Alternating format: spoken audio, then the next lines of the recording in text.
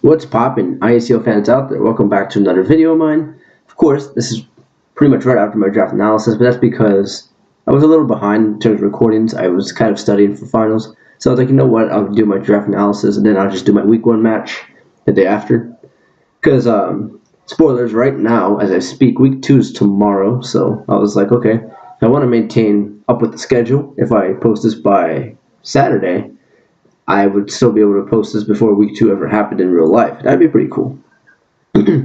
So anyways, as you can see, my week 1 opponent is Lou, and number 2, unintentional rhymes are unintentional. Anyways, let's go over his team really quick. He has the almighty and powerful Magirna, which we actually thought about banning, but I mean, thank goodness we're actually not retards, and we chose to keep it in there. And then he has Latias, Mega Aerodactyl once again, of course. He has Tentacruel, Mamoswine, Heliolisk. He has the Shaman, the Blaziken, the Spiritomb, and of course the absolutely dog shit Yanma, I guess you could say.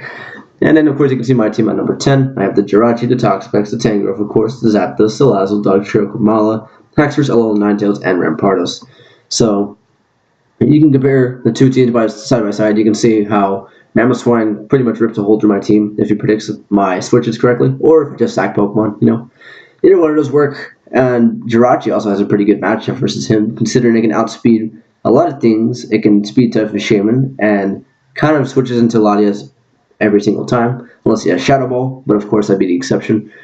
And yeah, that's pretty much all I can go over. And I guess Mega Arrow can kind of shred me, considering my wall is a Zapdos and Tangrowth and Toxapex, which all get hurt by Aerialist, Earthquake, and Stone Edge. And that's kind of not good, but I think we'll be fine with the team I have.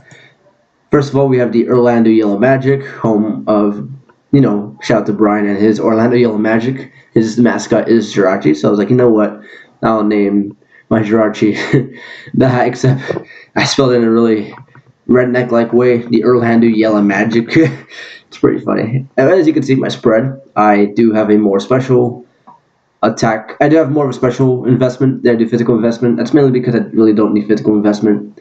This is fine as it is. And I only need 200 special attack investment, Oko, Tentacruel, with Psyshock. And plus, it does a lot to the Pokemon I want to hit, such as, Heliolisk and Blaziken. It's pretty much Okos in many ways. Everything else gets hit by Ironhead, and I have a really good chance to flinch. Of course, 60% chance. If you all saw my GPT matches, you'll know how prevalent 60% really is when you actually go for it. But yeah, that's my Stealth Rocker lead this week. I want to try to get rocks up so I can pressure Pokemon such as his Mega Aerodactyl. Plus it chips away at his Latias. It forces it to go for the Fog and also forces his Tentacruel to spin. Something I do wish I had was a spin blocker, but sadly I don't have one. There's always free agents, but you never know. And if for some reason brings Yanma, it takes 50%, and it literally will die to anything afterwards. Not like it didn't die to everything before, but now it really will.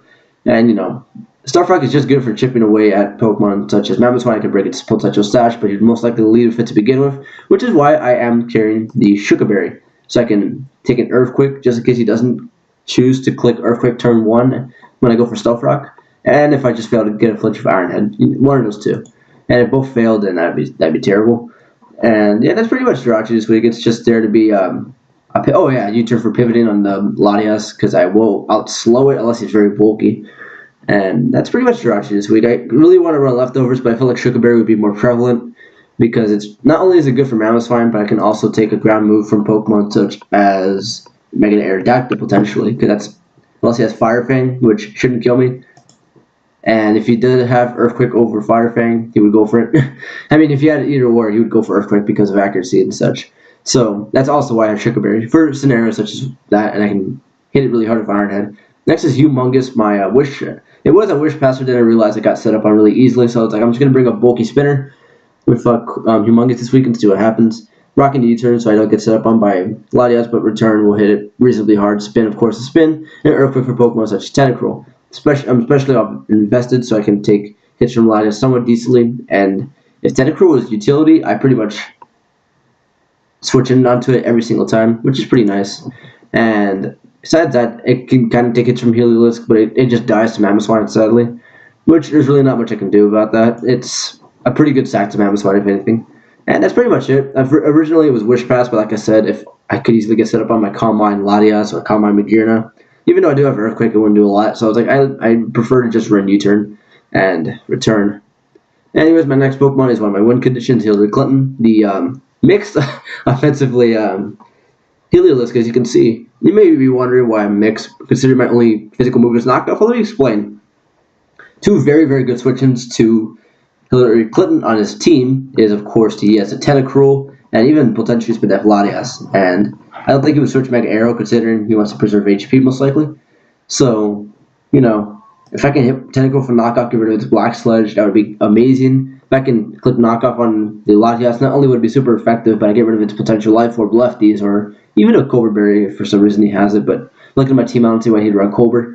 He'd probably run just leftovers, if anything.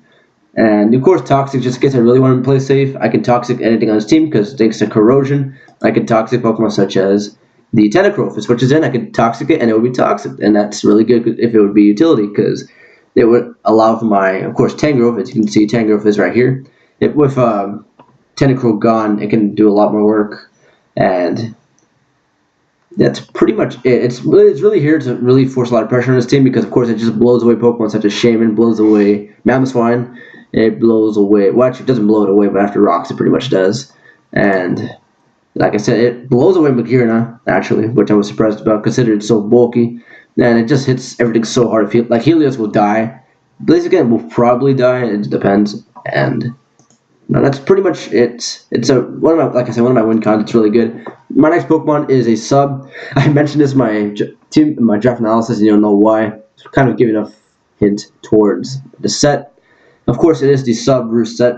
It's basically from Mamoswine, but it's really good for a lot of ground types, actually. If they only have like a super inaccurate move such as Stun Edge to hit you, they could potentially easily set up on them.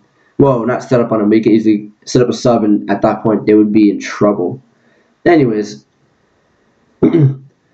yeah, sub Roost, it's for Mamoswine. Eventually, he would miss an Ice Cold Crash, and if anything, if I play my Roost correctly, I could probably just keep a free sub, and Heat Wave will do a good amount.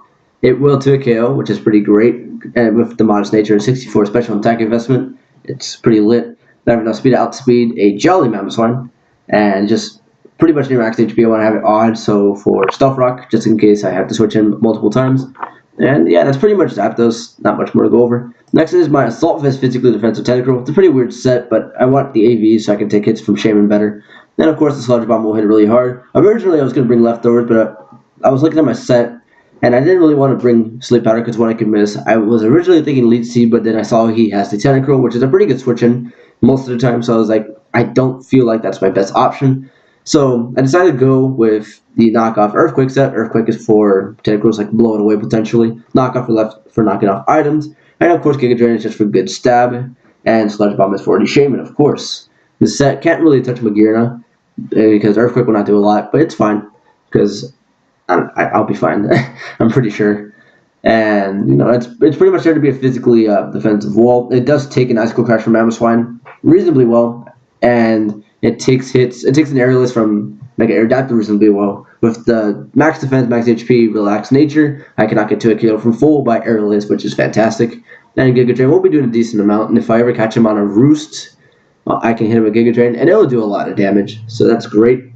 And next is another one of my win cons. Of course, I didn't think he'd be making it to week 1. Of course, the El Pachysaurus, the Rampardos, making it to week 1. And who would have guessed the Choice Scarf set? Looking at his team, it just kind of wrecks his team, because his team isn't the fastest in the world. Well, of course he has Mega Aerodactyl, and even with the Scarf, I'd come nowhere near outspeeding it, but that's fine.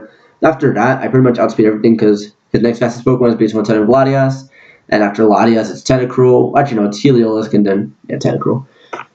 So with the Choice Scarf, I outspeed all of his 350s, and I, of course, can outspeed Mega Arrow because it's just incredibly fast, and Rampardos is incredibly slow. Not much I can do about that. I'd have to be Rock Polish to have a chance of outspeeding it. But looking at his team, I really can never set up Rock Polish, because his team is really, really good against Rampardos offensively. But then again, which mon isn't? Unless you're like, I don't know, like a Chansey. Anyways, that's pretty much the whole team. I'll be hopping on to the replay, as I've been taking up.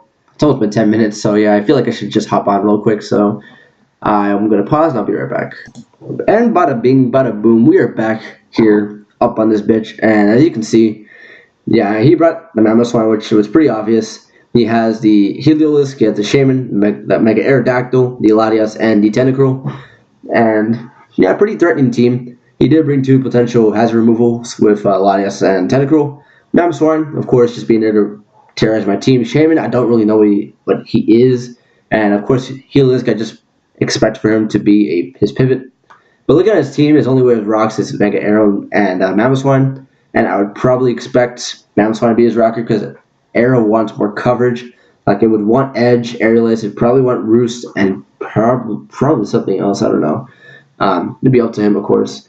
So yeah, looking at his team, I'm like, okay, Jirachi is my dedicated lead, so I'm just gonna lead with Jirachi. I should be fine no matter what happens. And he did decide to lead with the Rhetoric, the Heliolisk. I actually don't know why it's called Rhetoric. I never asked him. Anyways, I'm pretty much able to eat any hit unless he gets like a Dark Pulse flinch or a Thunderbolt Para. I should be okay. So yeah, he's just gonna fire off a Thunderbolt. Not gonna do half, but he does get the Para first turn, which is really unfortunate because this thing doesn't really offensively pressure his team anymore because it's sped type with the Shaman, sped type with the max speed Tentacruel potentially, and it just flinched down Pokemon such as Mamoswine. And I could easily swap into Latias. It's a real shame. It actually really sucks. That was like the worst case scenario next to a Dark Pulse flinch or a Thunderbolt Para, like I mentioned. So at this point, I'm going to try to just hard switch because I'm not willing to take a Thunderbolt again. I have a pretty HP invested Zapdos. Can take a hit reasonably well.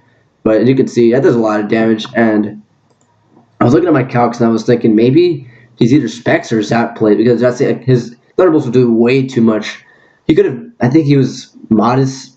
Zap Plate would have been pretty dang close to it, or Timid Specs. But as you can see right here, he's going to click Volt Switch. Actually, no, that's later on. I'm going to click Roost here. And yeah, the Yellow Magic is paralyzed. Yeah, coincidence is too coincidental. Anyways, now he clicks Volt Switch after he's seen that he cannot beat me because of pressure. So at this point, I'm going to click a sub because I felt like that was just my best play overall. No, I lied. I clicked Roost. Now at this point, I'm going to click sub because he doesn't know my set yet. I expect him to just fire out some Icicle Crashes. That's just his best play overall. Considering my Jirachi is fully paralyzed, well, paralyzed, he knows it's the best play. So yeah, I go for sub. He lands the first one. This time he goes for Ice Shard, and it almost puts me down to under 25%. But I clicked Roost this time, so even if I clicked sub, it didn't really matter, and I just hit my headphones. I'm going for sub here again, as I was hoping he would click Icicle Crash, and he does. I was hoping he would miss, but he doesn't miss. And at this point, I think Lou types in the chat. He realizes what the set is. Yeah. He does realize what my set is at this point. I clicked Roost. I was really hoping he wouldn't click Earthquake on any of my Roosts, and he doesn't, thank goodness. And now he's going to go back into Rhetoric, the Heliolisk, as I click sub. So now I have a free sub against this thing, and I'm pretty free to click sub again or to attack. I believe I click sub again. Yeah, no, I click Heat Wave because if he has Dry Skin, it will do a lot of damage. I didn't actually calculate if that was Dry Skin or not, but he probably wasn't because that did way too little if he was actually Dry Skin. Anyways, at this point, I know he's going to click Volt Switch or Thunderbolt, so I'm going to click sub again because I know I can easily sub on both of those moves, even if he crits me. Actually, no. If you crit Thunderbolts me, actually no. If you crit Thunderbolts me, I probably wouldn't be able to do so. Anyways, he clicks Stone Edge as I click Thunderbolt, and let me explain something. There's a little gag going on with Mega Arrow being like the unkillable Pokemon, quote unquote, when Lou brings it versus anybody, but versus me, I've killed it every single time. It has died 3 times versus me, and that's always cool. And yeah, I keep that gag up. I keep the little streak going on. Anyways, he goes into Wambulance, the Latias. At this point, I probably could have stayed in and just took any hit, but I was afraid of Draco, and I had a Jirachi, who was pretty useless anyways. So I was like, you know what, I'll just switch into this thing. As yeah, he clicks Draco and does a decent amount. And at this point, I'm going to hope he doesn't have anything to touch me because I'd probably live it. Actually, no, I probably wouldn't. But he goes for Shadow Ball, and yeah, Shadow Ball will easily kill me. And now he's back to full with the leftovers, and that's not good. So I'm going to go to my Lose Nudes, and I'm just going to fire off a knockoff because his Mega's dead. So I'm going to knock off some item, unless he has like a Mega Stone. I mean, not Mega Stone, Z-Stone, excuse me. Anyways, I go for knockoff, and I knock off this thing Shuka Berry, and that does so much damage. So I'm looking at my calcs, I'm like, yeah, this is fully offensive, no HP investment whatsoever. He's definitely max speed Tentacruel. So at this point, I'm going to go into my Komala because it's pretty decent switching considering I'm Spidef. And yeah, he's going to go for Spin, and he does get rid of my rocks. So I'm going to do the same thing because I would prefer to have rocks off the field for Pokemon such as my Lizard and my Bird. So yeah, I'm going to just fire off a Spin. If I could have gone for Return and done a lot of damage to this thing, but honestly, it didn't really matter. I'm just going to go for Earthquake because I want to get damage off. He goes for Icicle Crash, does a lot, and he does flinch me, which is really sucky. That really does suck because it was in range to Giga Drain after an Earthquake, but now it's not, and that sucks. And yeah, I'm gonna go back and lose nudes, and I'm just gonna fire off a Giga Drain. Even if Tentacruel is obvious, it's all right. As yeah, I fire off a Giga Drain, and yeah, Liquid Ooze will hurt me, which does suck, but it's fine. And I still don't want to take a hit, so I'm gonna go in and zap those pants off. And yeah, he goes for Ice Beam, which is a good middle ground play. I would have easily been able to eat it, which kind of sucks because I could have saved it, but then again, it didn't do a lot. Anyways, I go to Hillary Clinton. I'm just going to fire off a knockoff because according to my calc, knockoff will kill Tentacruel. He goes into Rhetoric and knockoff kills with crit. I doubt that crit mattered because Heliolisk is so paper thin in terms of defense that it will just die. Anyways, he goes into Latias, and at this point, I'm going to go into my Tangrowth because I'm AV. I should be able to take a Draco plus any move he decides to go for. He goes for Side Shock. It takes my max defense investment. I easily take it. Now he's going to go into Jeb Bush, which is pretty funny. And going for knockoff, and that just does absolutely nothing, meaning he is pretty bulky. He goes for Earth Power, predicting, I guess, any of my two Pokemon to switch in. And I go for Sludge Bomb, and I'm kind of hoping for a Poison at this point. And he goes for Toxic here, good play, predicting neither one of my Pokemon to switch in. At this point, I really want to go into my Salazzle to force a lot of offensive pressure. But I was so scared of him predicting that I just couldn't do so. So anyways, I go for Sludge Bomb again. I'm hoping for a Poison. I finally get a Poison, which is fantastic. And I'm just hoping I survive this with some amount of HP. But as you can see, I'm not going to. But I'm looking at his team, and I know his Tentacruel is not Scarf. And even if he wasn't knocked it off, Mamoswine is not Scarf. And Latias is not Scarf. So if all goes well, Rampardos with the Scarf should clean up along with Salazzle. So I'm fine with Tangrowth just dying at this point. He goes into Slavic because this thing already has one kill. Might as well give it another. As he just showed up in my face, he's going to do that.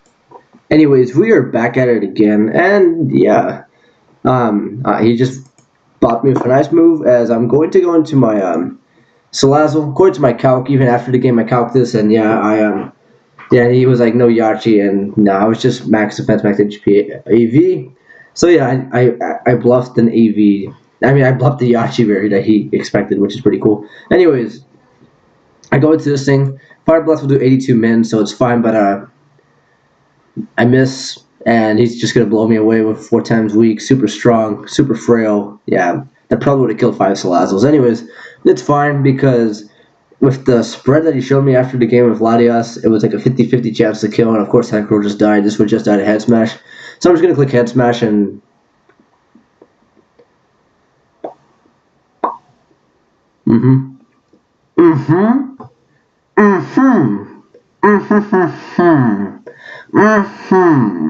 So yeah, Pokemon. It's a beautiful, beautiful game that we all play.